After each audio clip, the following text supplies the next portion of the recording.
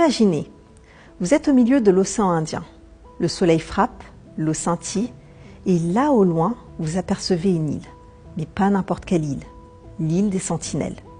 Une terre entourée d'un silence lourd, interrompu seulement par le bruit des vagues. Rien ne semble bouger, mais vous savez que vous êtes observé. Dès que vous vous approchez, quelque chose d'invisible vous avertit que vous ne devriez pas être là. Pas encore de signe de vie humaine, mais l'air semble chargé d'une menace. Une menace que vous ne comprenez pas encore, mais qui vous enveloppe. Qui sont-ils ces mystérieux habitants? Pourquoi refusent-ils tout contact avec le reste du monde? Que cachent-ils si précieusement? Vous le sentez, vous êtes sur le point de découvrir une histoire plus sombre qu'elle n'en a l'air.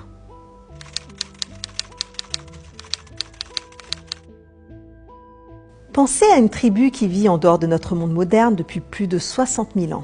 Oui, 60 000 ans. Sur cette île, les sentinelles ont survécu coupés de tout contact avec l'extérieur comme figés dans le temps. Ce peuple n'a jamais connu notre technologie, nos modes de vie, vivant sans route, sans électricité, sans contact avec nous. Ils ne connaissent pas notre monde et ils ne veulent pas le connaître. Ils sont comme des fantômes d'un temps révolu, oubliés par l'histoire. Mais sont-ils vraiment oubliés? En réalité, ils veillent, ils guettent. Ils sont là, cachés dans l'épaisse forêt de leur île, prêts à défendre leur territoire à tout prix. Des archers au visage peint armés de lances aiguisées. Et ce que vous ne savez peut-être pas encore, c'est que si vous vous approchez trop près, votre vie ne tient plus qu'à un fil. Ce mystère est si profond que même le gouvernement indien a pris des mesures drastiques pour protéger leur isolement. Imaginez, une loi entière est dédiée à leur protection. Approcher l'île des Sentinelles est strictement interdit.